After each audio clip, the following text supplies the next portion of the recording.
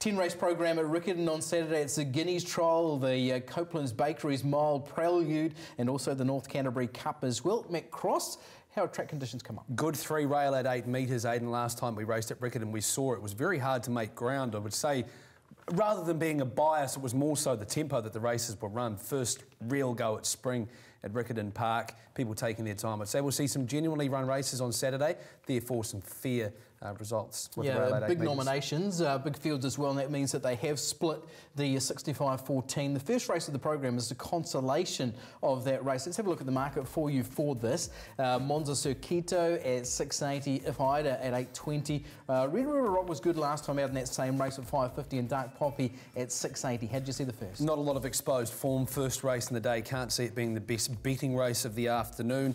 The only horse that would catch my eye if I saw a good prelim from it would be Dark Poppy, the 10.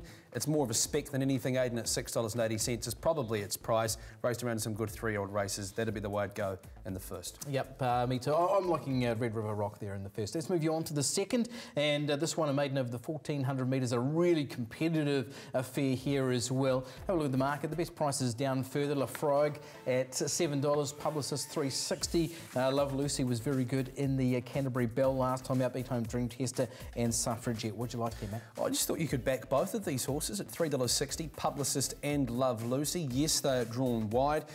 Publicist probably more so than Love Lucy, maybe have a little bit more tactical early speed, but gee, at that price, Aidan, $3.60. Lisa Allpress, Jamie Richards with Publicist. You'd imagine that the step up to the 1,400 metres is going to help him. A son of Reduced Choice, and Love Lucy, well, she's third up. She should really start to peak under the 54 kilos. So $3.60. If they want to put up a price for runners 11 and 12, I'll back them both in race 2. Not bad. And both of those two horses still in Guineas contention. I've gone with Publicist on top. Let's move you on to the third. This one, the Nobby Bustle Memorial, over 800 metres for the 2-year-olds. There's a bit of a rap about this one. Poissegur at 220, the stablemate Challa at 280. I thought the trial of Intimidate at $7, it was second behind Kitown Warrior. I thought the trial of that horse in particular was very good. How'd you see this? I agree with you around the trial, Aidan. Poissegur, well, the birds are chirping, $2.20.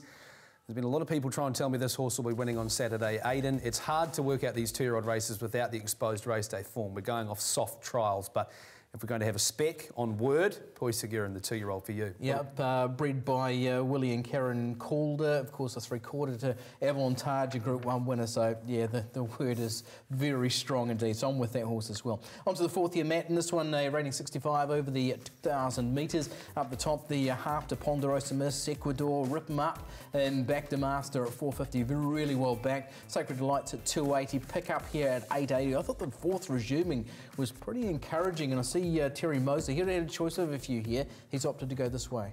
I'm just not sure that this grade of stayer in Canterbury is as strong as what a Sacred Delight may bring. 280 is a super price. I think I'd be taking that, I'd be all over it. I would have thought more even money for it. It's not a strong field. I think if she gets a couple of things to go her way in transit, then I think Sacred Delight will be winning. What about you? Yeah, I was thinking that the Moseley Mount of pickup would be some sort of chance, but I do agree. I think Sacred Delight second up in the south will be an improver for sure.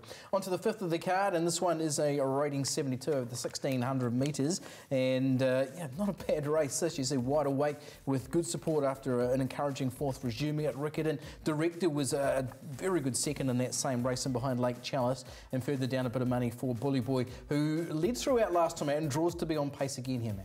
It's a tricky market because you've got 340 about Wide Awake and Director. The other two horses that I struggled to really split and go one way or the other. It may be a case like before with the two 3-year-olds that you back them both. 340 is probably not a bad price. Director, he's obviously he's looking for those better tracks, and Brian Court's obviously come out and said that, and he goes to the trials, and if the track's just a wee bit off, he'll scratch. So he's going to get himself a good track on Saturday. The other horse isn't a bad animal either. Yeah, I'm going to go against them both actually. I'm going to go with Bully Boy. I thought the last start run was defiant out in front, and I thought could probably do the same.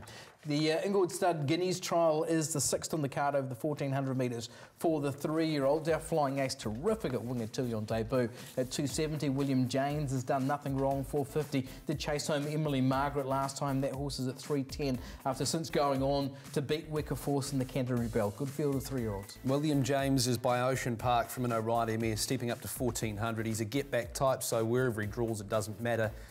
His price has drifted, $4.50. probably a price that I'd be willing to take a little bit of. 310 for Emily Margaret. She gets herself onto a better track at the 1400 metres. I'm just willing to go the 450 with the thought of him on his breeding up to 14. Yeah, I'm with Emily Margaret. She's just doing everything right, so I'm with her again. The 7th is the Copeland's Bakery's Mile Prelude over the 1400 metres. Of course, cast our mind back 12 months, and Son of Maher was dead heating that race. He's 450 into 350 in the Prelude. Flying Sardine at 480, Flavour Groom $6, and Rangipo, who wasn't too bad resuming in the south for 5th, 290, expecting improvement in the market, although in saying that the money really starting to come for Son of Maher. Yeah, I was just going to say that. Do we take a lead here and just go with Son of Maher? $4.50 into 350. Rangipo, 1400. What do you sort of think about him at that trip? I think he's going to be better for that first run in the south, but yeah, I've got a lot of respect about the Pitman runner here. He's a good horse. He's been up north, so it's kind of the reverse Rangipo, and he was found out in the Tarzino. That's Group 1. This is a huge drop back in grade. Okay, let's move you on to the 8th. This is the North Canterbury Cup, sponsored by Waimakariri Businesses, and $6 about Who Dares Wins, $6.50 Elfie, the man's at 7s, Blue Lagoon, who was very good leading throughout at Riccarton last time, $3.90, and Zentessa at $4.20. How'd you see the Cup? Well, I think Who Dares Wins will strip a fitter horse, probably more so a victim of circumstances with the slowly run race last time. He was in the 1-1. He's a horse who likes to get clear air and really get home. 60 kilos is a bit of an ask, but there's one horse in here that probably more so a follow horse than anything. Larrikin is his name. Yep. He's had 13 starts. He's won 3 on top of the ground. I think he can really work through the grades. He might be 12 months away from being a genuine Cups stayer, but at $18, have a wee each way on him. Kylie Williams for Robin Major. See the concussion plates go on there. I was with the man, named after you. The man. Okay, fair. Let's move you on to the 9th, the Player Hotel, 1200 here. A really good race. That hotel's named after you. Well, might have been there. Remington falls into 320. Odisha at $8. Devonway Care $6.50. The Precious One at $4. Further down, you've got Pin Up Cobra. I thought this was a terrific race. How'd you see it? I actually thought Zarista wasn't the worst place bet here. Okay. Runner number 10, it's $23. Leave that alone because I don't think she can win the race. But she's a genuine horse if she can jump the gates. She's normally in the first 3 or 4, and she'll just keep giving. If she thinks she's in the hunt, she'll keep kicking, and you're probably getting a $7 or $8 place price, so do your best. Yep, wasn't bad. Blinkers come off, and speaking to Mark Harris, they are looking towards the Breeders' Stakes during Cup Week as well. For me, I'm going with Precious One, a winner of 3 or 5, and we know the quality that mare does possess. Let's move you on to the last, the Win a Trip to Dubai World Cup here on the 10th of November. This one over the 1400 metres, and we'll see the 65 gallopers in action here. Beneficial is going to come up short again. $5 Beneficial. Yeah. Just on the short side, isn't it? Drawn barrier 15? I think so, but second up last preparation was a winner. This is only second up run again.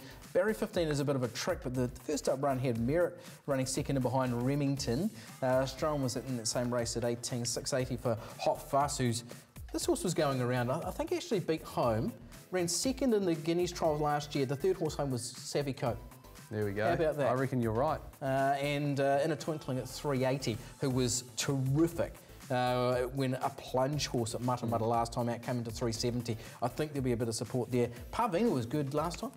It was. I loved the run of Parvina purely because I'd backed the horse myself, and with a viewpoint coming through to Saturday's run, just in terms of prices, I think Hot Fuss on the each way. You could do worse than that in the last. For you to round the day? I've gone with Parvina, but it's a great race. I do like Hot Fuss, and obviously the money was really strong in a Twinkling last time out. Good program at Riccarton, good luck, and Matt Cross giving us all his assessments here on the Punters Lounge.